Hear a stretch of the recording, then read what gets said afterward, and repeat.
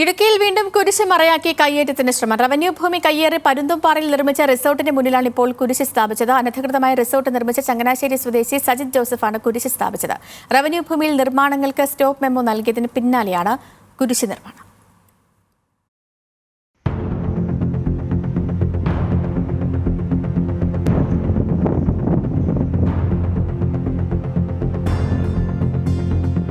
കുരിശുമറയാക്കി കയ്യേറ്റത്തിനുള്ള ശ്രമമാണ് പരുന്തുംപാറയിലെ കയ്യേറ്റക്കാരൻ സജിത് ജോസഫ് നടത്തിയത്. ഈ മാസം 2-ാം തീയതിയാണ് പരുന്തുംപാറ കയ്യേറ്റത്തിന് റവന്യൂ വകുപ്പ് സ്റ്റോപ്പ് മെമ്മോ നൽകിയത്. ജില്ലാ കളക്ടർ പീരുമേട് ലാൻഡ് റവന്യൂ തഹസിൽദാരെയാണ് ചുമതലപ്പെടുത്തിയത്. കയ്യേറ്റ ഭൂമിയിൽ നിർമ്മാണം തുടരുന്നില്ല എന്ന് ഉറപ്പുവരുത്താൻ നിർദ്ദേശം നൽകി.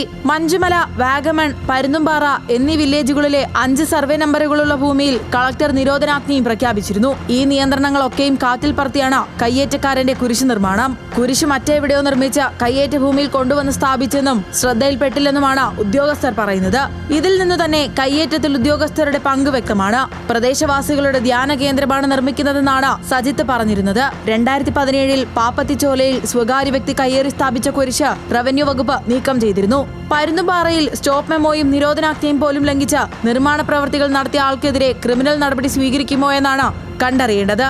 ന്യൂസ് മലയാളം, ഇടുക്കി.